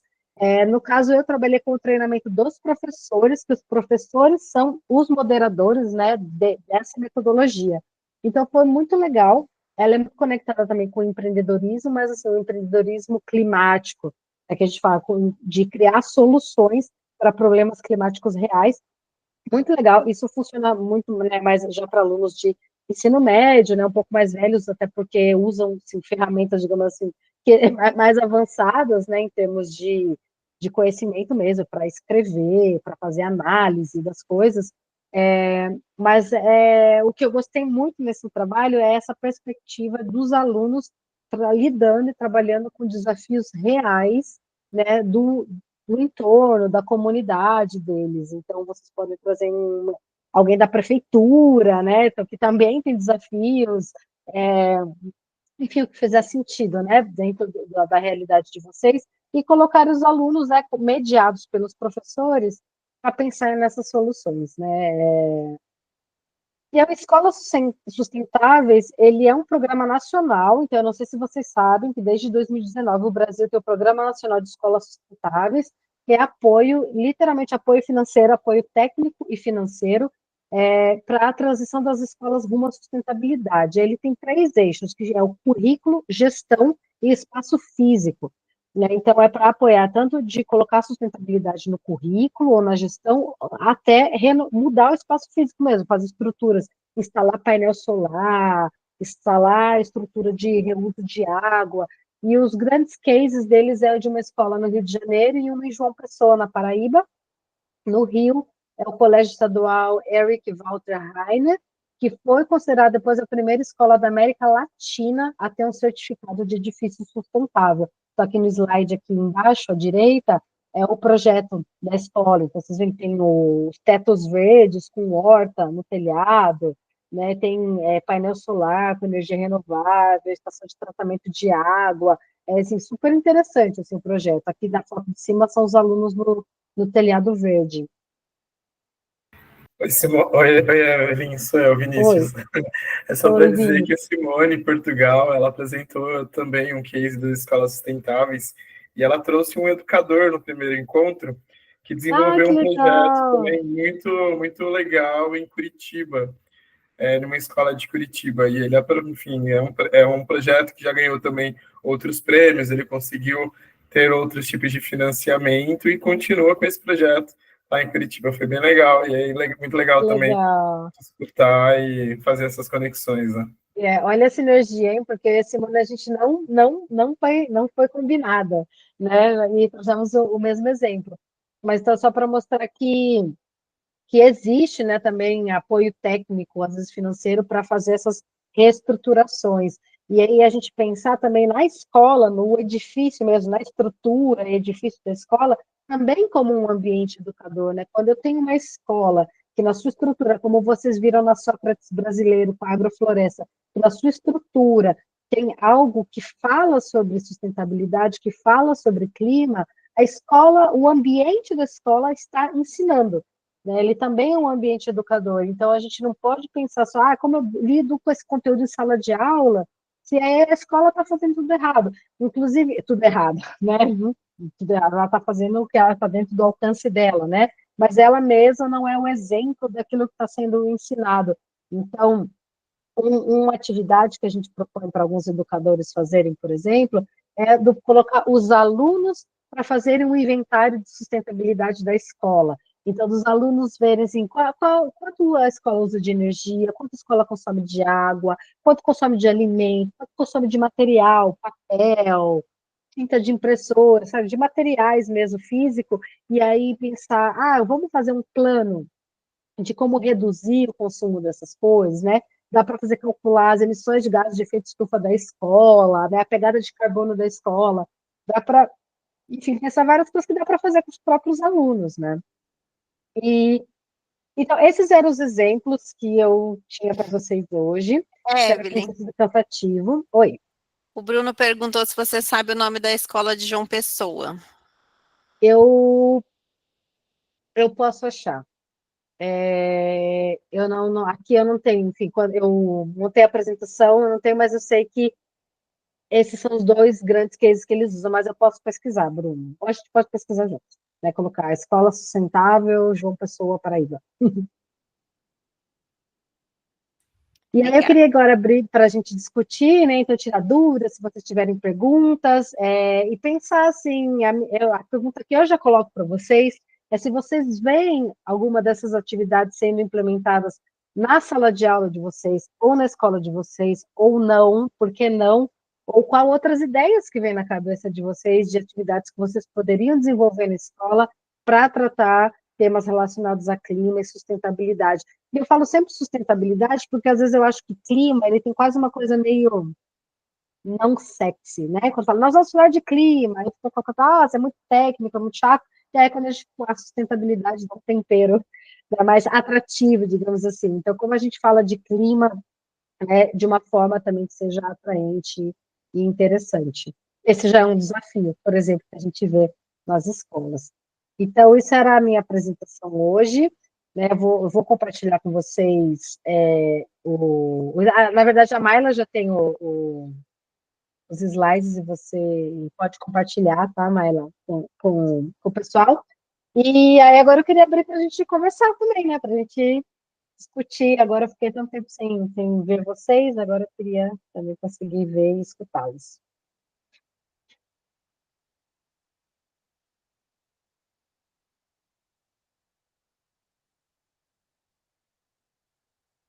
Não sejam tímidos, por favor.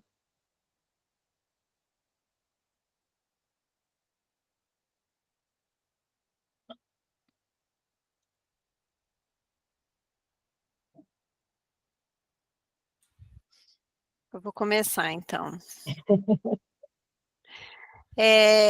Eu queria, assim, destacar que todos os exemplos que você trouxe, eles são muito bons para a gente pensar a educação ambiental de uma forma mais continuada na escola, né? Que é algo que a gente tem como objetivo dessa formação, né? De enraizar a educação ambiental e não só como uma atividade pontual. E aí eu achei que você trouxe vários elementos muito importantes para isso, por exemplo, o engajamento de toda a comunidade escolar, né, que é fundamental, que ajuda a dar mais continuidade para as ações e também mais legitimidade, né? E também me destacou, assim, resolver problemas concretos, sabe?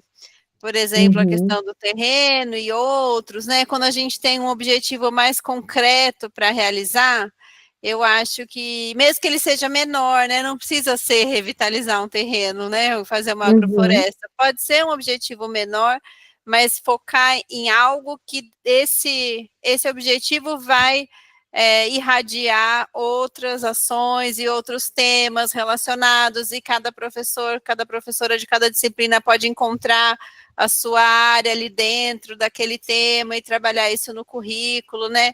Então, eu acho que pensar em resolver problemas concretos pode ser um caminho interessante para definir os objetivos. Por isso, inclusive, que a gente pediu, né, para vocês fazerem um diagnóstico inicial da escola, que é muito legal, né, como a Evelyn falou também, de envolver os estudantes nesse diagnóstico, né, que a gente fez meio rápido com vocês respondendo, mas é muito legal envolver os estudantes também nesse processo de diagnóstico e encontrar algo que realmente as pessoas estão querendo resolver, né, e isso aumenta o engajamento.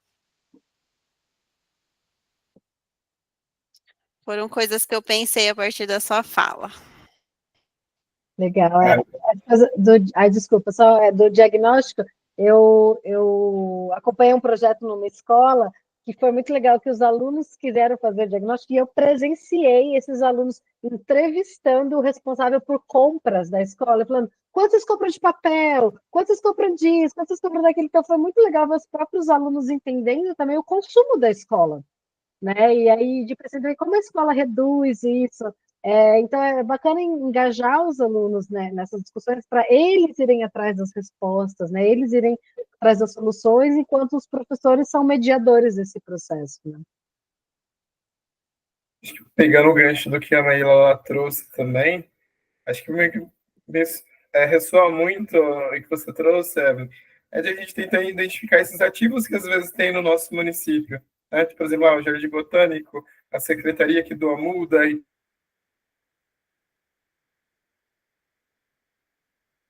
O Vini travou para mim. Foi só para mim? A gente escutando que... voltou. Deu uma travadinha, voltou agora. Você travou. Agora voltou. Aqui também travou para mim, gente, desculpa. Mas é a gente identificar esses ativos que a gente também tem dentro do município, né? Quem que podem ser esses possíveis parceiros para estar com a gente dentro de um projeto, né? Por exemplo. Então, se a gente quer revitalizar um espaço, tem próximo à escola, quem pode ser parceiro que vai abraçar essa causa comigo, junto com os alunos e tudo mais, né? Às vezes fala, tem só a prefeitura, mas às vezes tem uma ONG também próxima, uma comunidade, uma associação de moradores que está próxima e que poderia também se engajar com essa causa e fortalecer esse movimento ambientalista que a gente está querendo ter dentro da escola, né?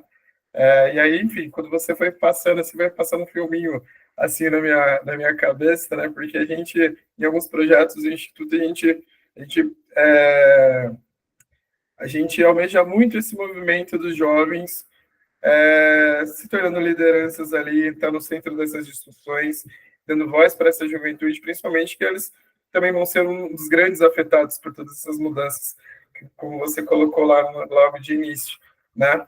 Então, a gente já viu bastante movimentos também acontecer dentro de escolas, né? Por exemplo, hortas sendo criadas, mudas, árvores sendo plantadas, moedas sociais sendo criadas também dentro de escola, enfim.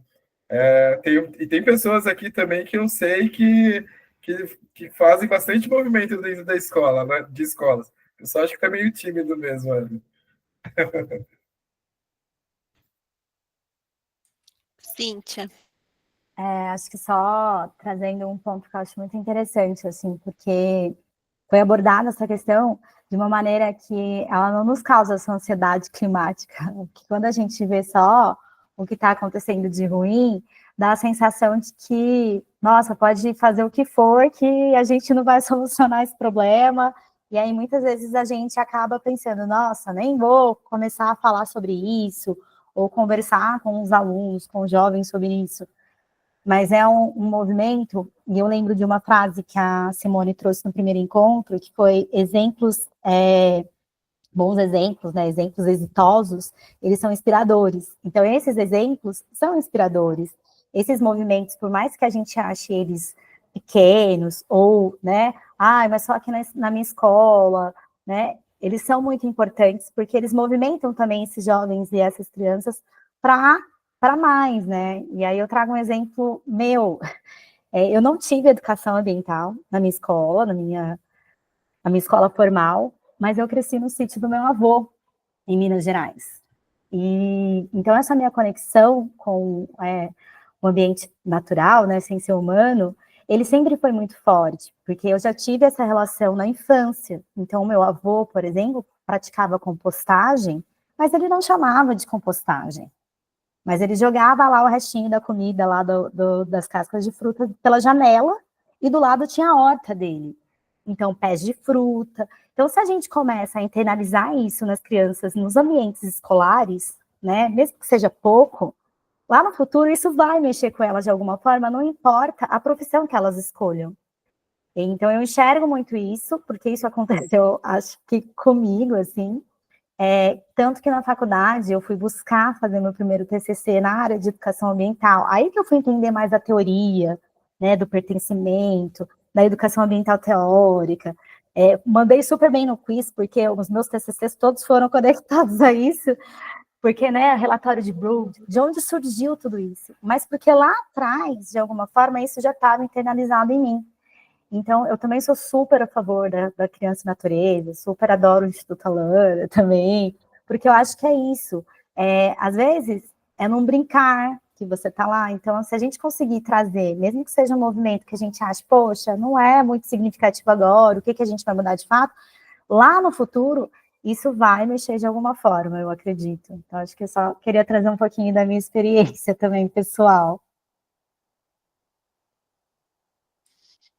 Júlia. Olá, boa noite. Desde já quero pedir perdão por não estar com a câmera aberta, mas eu estou pelo computador, não estou conseguindo aparecer. Mas eu sou professora no interior do Rio de Janeiro, que é Barra Mansa. Eu sou da escola que a professora Ângela falou esses tempos atrás sobre as moedas sociais do Brizolinha. E a gente tem feito assim, um trabalho muito significativo, mas semana passada eu tive uma experiência muito assim, legal, porque nós fizemos uma camponata de berinjela. Nós escolhemos a berinjela da nossa horta e fizemos com os alunos. Só que isso vem de uma sequência didática assim, perfeita, de que os alunos, a educação, eu vejo que a educação socioambiental, né, porque a nossa escola é uma escola vocacionada socioambiental, ela não é só cuidar da grama, né, ela é muito mais do que isso. Ela também ensina o aluno, as pessoas a comer bem. E aí os alunos estão começando a descobrir o que é cenoura. Tinha aluno que nunca tinha comido uma cenoura, nunca tinha comido uma berinjela. Eu, 25 anos, nunca tinha comido uma berinjela, porque criada, né, por uma mãe que é mimada, né, que mima.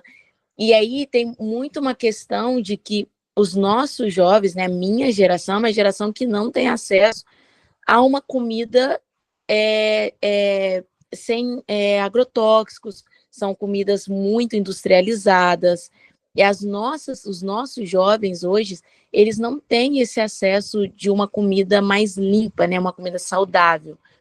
E a educação, acho que ambiental, ela também vem muito disso, de mostrar que pode ser natural, que pode ser neutro, e que esses tipos de alimentação, elas são saudáveis e que faz o diferencial.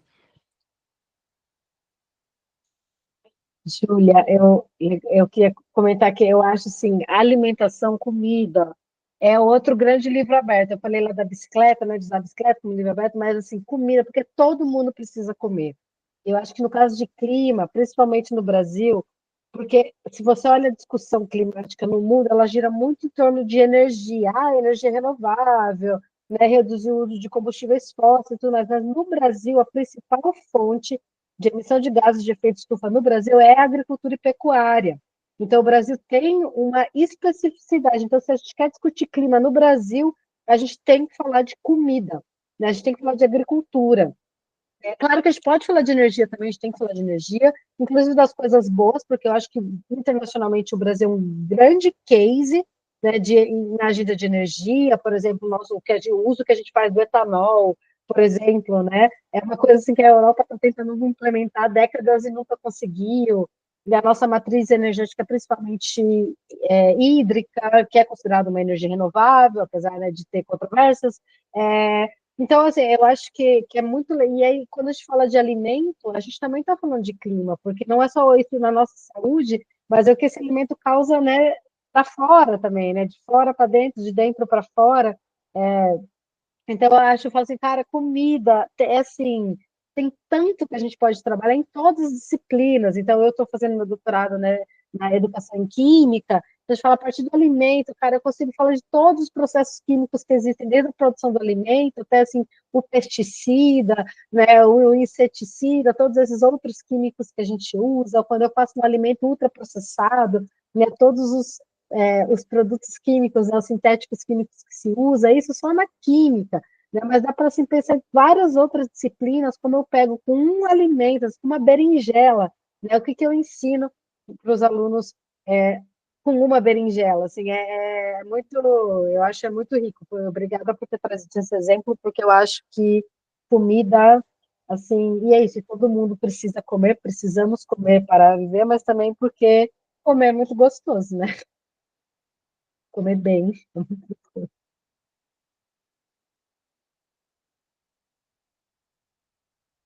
Compartilhei aqui no chat o Instagram dessa escola, gente, porque eu acho eles incríveis. Ah, Conheço legal. essa escola, estive lá esse ano, eu acho que o trabalho que tanto a Júlia quanto a Ângela e outros educadores fazem lá é muito legal mesmo de se ver. Gente, segue a nossa escola, muito obrigada. Realmente tem sido um trabalho incrível. Minha primeira regência, eu estou muito realizada. Busco incansavelmente aprender um pouco sobre o socioambiental, né? De você estar ligado a isso, é muito importante. E assim, eu fico muito lisonjeada de estar participando, assim, estar no meio de tantas pessoas incríveis compartilhando conhecimento.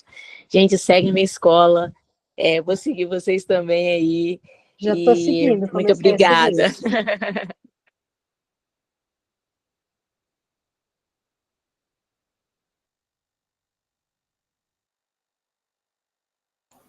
Eu acho que eu Eu só queria acho. comentar que a Luciana deixou um comentário aqui no chat que foi isso que há muitas possibilidades de implementação, mas que o fundamental é o apoio da comunidade e que onde ela trabalha os processos são bem lentos. Eu acho que isso é uma outra questão também, né?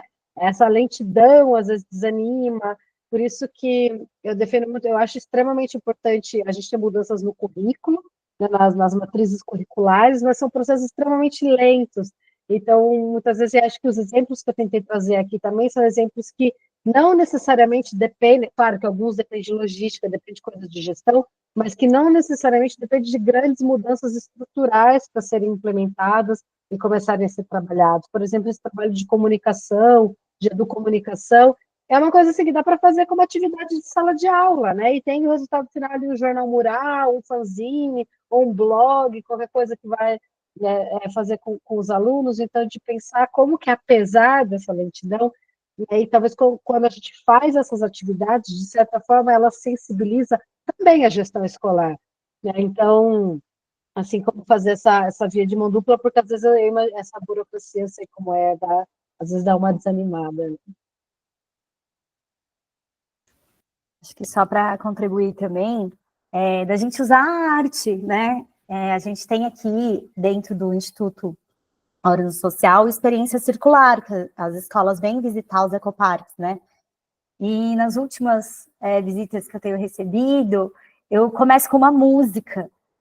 E aí, nessa época de queimada, eu estava colocando asa branca para eles. Primeiro que muita gente não... Alguns já conheciam o Luiz Gonzaga, outros não. Eu acho que é uma boa pegada aí também. E qual era a interpretação nesse momento que eles faziam dessa música? Né? Então, que braseiro, que fogara, nenhum pé de plantação. Então, eles faziam várias conexões interessantes. Eu acho que logo no início eu já colocava. Então, tem muita música em um material que também não vai exigir, né, às vezes, grandes recursos nossos, mas que também dá para trabalhar com eles essa questão e conectar com essa questão cultural nossa também, que é tão forte, né? Então, acho que é uma dica legal também, interessante. E eles gostam também de música, de ouvir, então tentar buscar, né? Então tem Passarinhos do Emicida, que dá para fazer uma reflexão incrível com eles. Acho que depois, Vini, a gente pode até sugerir lá no grupo algumas outras também, mas é bem legal também trabalhar nesse aspecto de juntar alguma coisa artística, né? E fazer essas conexões também.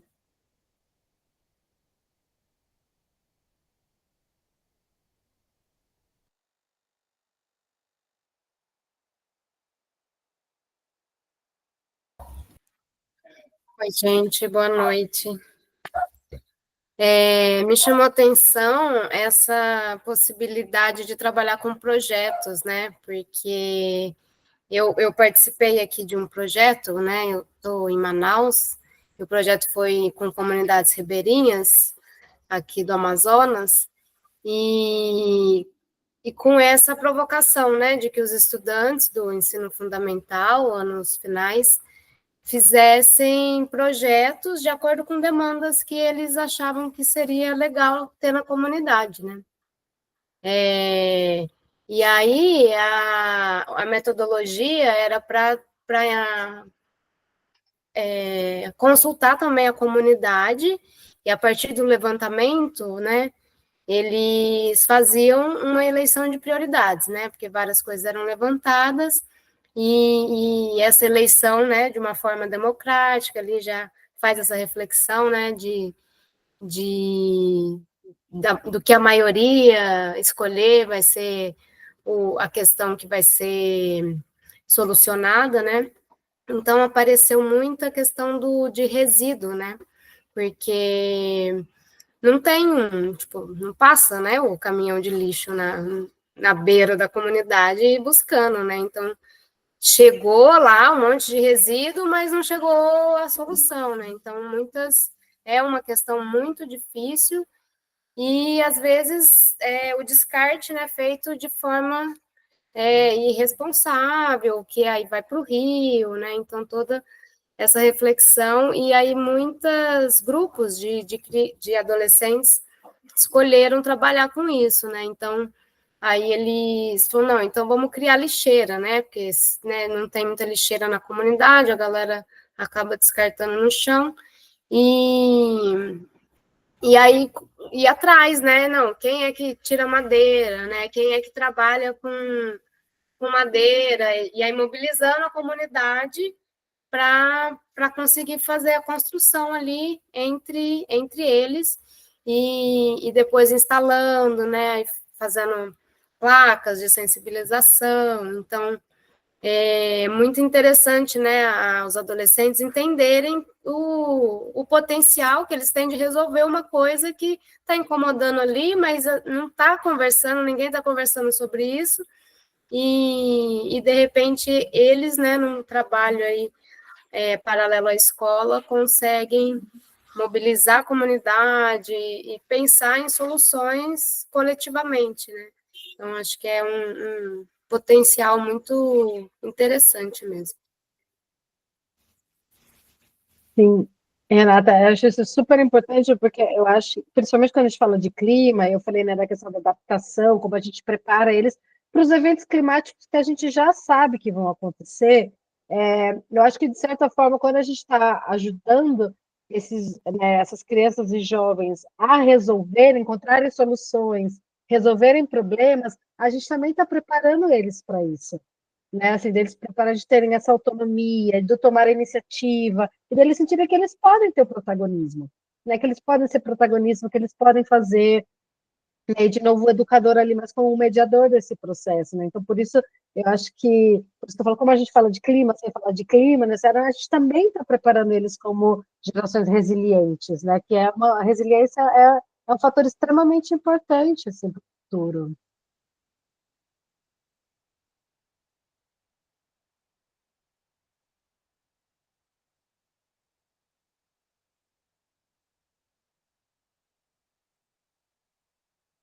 Mas muito legal ver que tem gente de várias regiões do Brasil aqui, bem legal.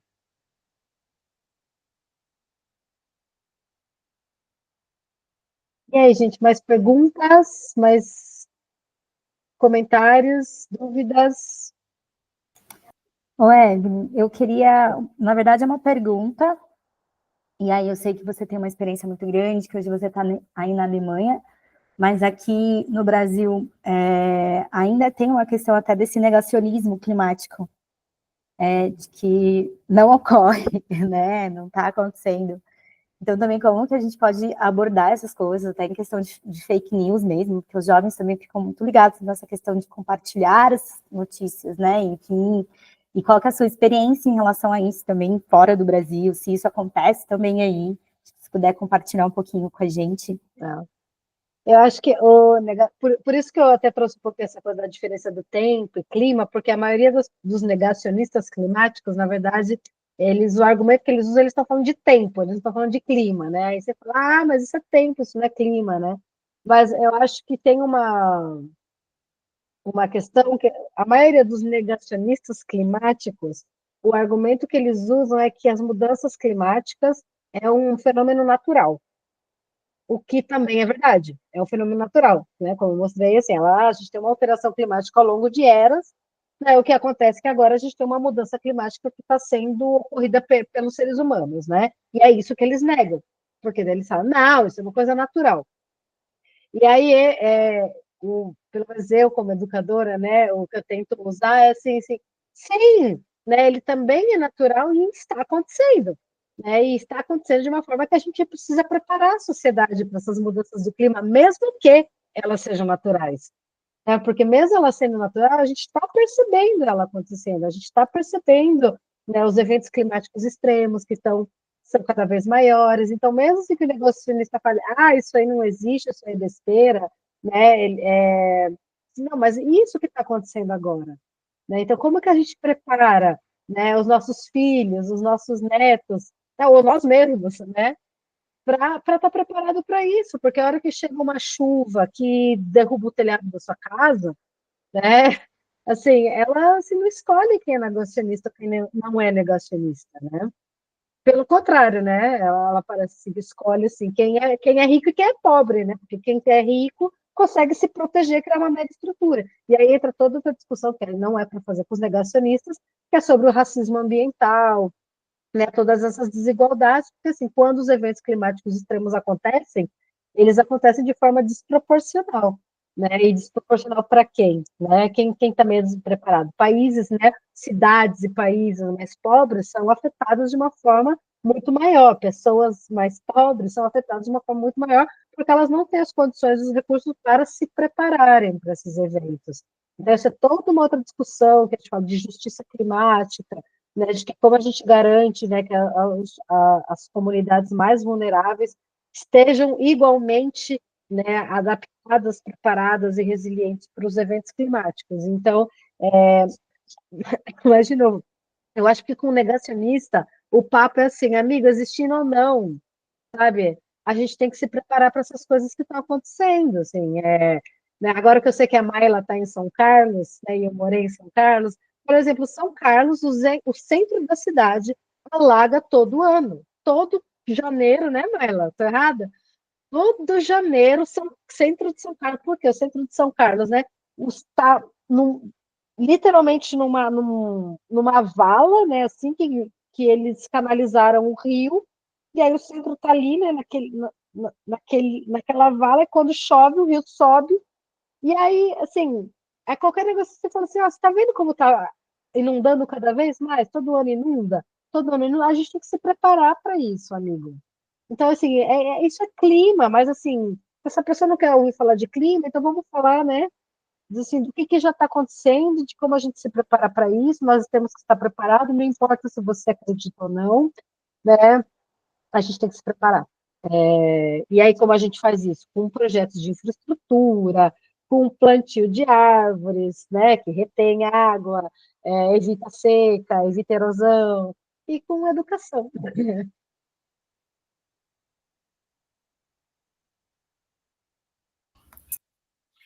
Dentro dessa mesma questão, né, do negacionismo, eu acho que entra também a questão da religião, né, que tem, eu já, né, numa oficina de educação ambiental, já fui questionada sobre isso, tipo, não, mas Deus quis assim, né, então a gente não tem muito o que fazer. Aí eu queria te ouvir, assim, se isso já aconteceu, como que estratégias, né, usar para romper, assim, né, ou argumentar nesse sentido.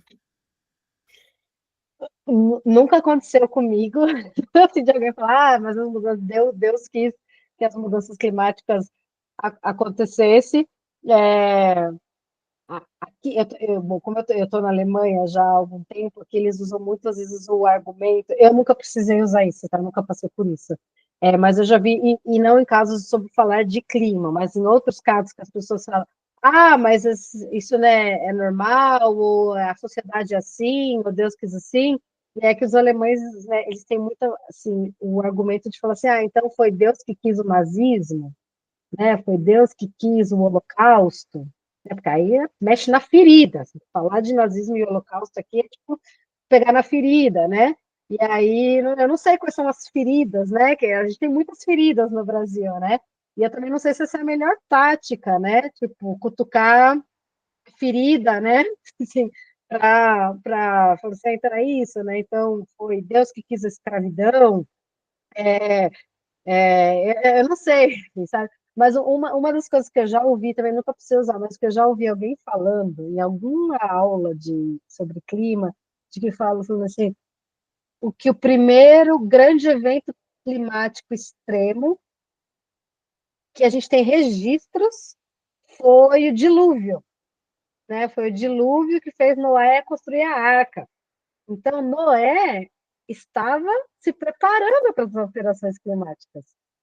Né? O Noé é um grande case de adaptação às mudanças climáticas. Ele sabia que ia vir um grande dilúvio, que nada mais foi do que um dos grandes eventos climáticos extremos que a gente tem registro. Né? Então, por que não ser como Noé e nos prepararmos, né, para as mudanças climáticas? Eu acho que isso pode ser uma boa saída.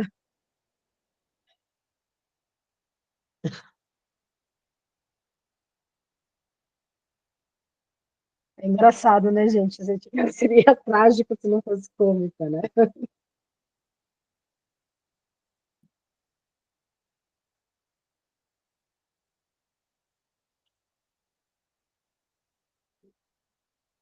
Bom, a gente tem mais 10 minutinhos aqui, né? Eu não sei se a Mayla. Eu estou assim, se vocês quiserem continuar discutindo, estou super à disposição, mas eu não sei se a Mayla precisa de algum tempinho para encaminhamentos também, né? Tô por vocês, tá, gente? Minha parte é rapidinha. Acho que alguém mais quer fazer um último comentário, uma última pergunta? Acho que só uma coisa também que hoje acho que todo mundo, de alguma forma, já sentiu, né, essas mudanças. Ou por uma onda de calor, ou por alguma enchente. Acho que o exemplo mesmo, né? Acho que a questão das queimadas aqui no Sudeste foi muito forte aqui na nossa região, no interior de São Paulo também. Então, é algo que eu sempre uso isso para eles, não está tão longe mais. Não é algo que, tipo, está acontecendo lá na Amazônia e não vai chegar aqui. Então, eu acho que isso também é uma coisa que deve ser trabalhada, porque sim, está chegando aqui, está chegando em todos os locais, então olha o que aconteceu na Espanha, que é lá, né, que está longe, mas olha o que aconteceu no Sul, que é aqui no Brasil, o que aconteceu na Amazônia, o que aconteceu no Sudeste, o que está acontecendo no Centro-Oeste, então, meio que não tem uma fronteira mais, né, já está em todos os locais. Na Youth Climate Leaders, a gente tinha o hábito de fazer uma brincadeira com os jovens, que é, me fala qualquer tema que eu conecto com o clima para você. E acho que é sobre isso, assim, porque a gente pode ir por tantos caminhos para falar sobre clima, né? A gente pode falar dos caminhos econômicos, né? Das questões de saúde, né? Com as mudanças climáticas, né? O aumento de pessoas com doenças, então vocês viram com as queimadas, né? O que acontece? As pessoas têm mais problemas respiratórios, sobrecarrega o sistema de saúde, né? E isso também custa dinheiro para os cofres públicos. Se eu estou tendo muita chuva em meses que eram normalmente secos, se eu estou tendo muita seca em meses que eram chuvosos, isso impacta a agricultura, que é o carro-chefe da economia do Brasil, né? Se eu produzo um alimento que ele é acostumado com determinado clima, com determinado solo, e de repente eu tenho essa alteração, eu estou perdendo toda uma produção de alimentos, né? A gente pode ver no Rio Grande do Sul, o maior produtor de arroz do Brasil, né? Com as enchentes, a gente perdeu grande parte da produção de arroz do Brasil. Né? Então, assim, isso a gente pode ir por tantos caminhos para justificar por que a gente tem que falar mais sobre clima, e por isso que eu acho que é um tema assim, muito, muito estratégico, porque dá de fato para conectar com tudo. Eu adorei essa ideia e fiquei pensando que seria uma atividade bem legal para fazer na escola também, em sala de aula, né? Vamos conectar fazer uns sorteios de temas aleatórios e conectar com o clima, acho que pode ser uma atividade super legal. Bom, gente, vou compartilhar minha tela aqui só para o nosso encerramento. Vou deixar aqui, já mandei algumas vezes, mas o nosso link da lista de presença no chat. E só para reforçar alguns combinados nossos, né? Então, a nossa lista de presença, por favor, preencham e deixam a sua avaliação sobre o encontro de hoje. E a gente tem um diário de bordo, que a gente está pedindo uma reflexão sobre esse encontro e também a definição de ações para que aqueles objetivos que vocês definiram na atividade anterior sejam atendidos. Então, a gente está construindo junto aqui um plano para ser implementado na escola ou na sua instituição no próximo ano, essa é a ideia, né? E que a gente está partindo de um diagnóstico, como a gente comentou, passando pela definição desses objetivos que são coerentes com os resultados desse diagnóstico, e agora a gente vai pensar em ações, atividades que sejam coerentes com esses objetivos. Então, essa é uma preocupação importante, né, para vocês terem, porque às vezes a gente tem objetivos muito grandiosos e a gente não consegue definir atividades coerentes para esses objetivos, né? Então, até se vocês quiserem mudar um pouquinho os objetivos, né, entender aonde mesmo vocês conseguem atuar nesse próximo semestre, nesse próximo ano, e definir essas atividades, então voltem um pouco nas respostas que vocês deram também aos objetivos no diário de bordo anterior, para a gente construir esse plano. Dessa vez não vai dar para prorrogar o prazo, porque o nosso próximo encontro já é no dia 3 de dezembro, mas a gente estendeu o máximo possível, então respostas até o dia 29, tá bom? E, por favor, isso vai ajudar a gente a construir também um encontro do dia 3, então é super importante que vocês respondam e preencham para nós. E acho que é isso, Padlet, lembrando que está ali aberto também, para quem ainda quiser se apresentar, vai ficar esse link ativo, então todo mundo pode se conectar por ali também, lembrando que ele está lá ainda também. E é isso, gente, quero agradecer a Evelyn, e agradecer a presença de todo mundo aqui, foi mais um encontro muito rico. Queria pedir se todos puderem abrir a câmera só para a gente registrar também esse momento, mesmo com os quadradinhos.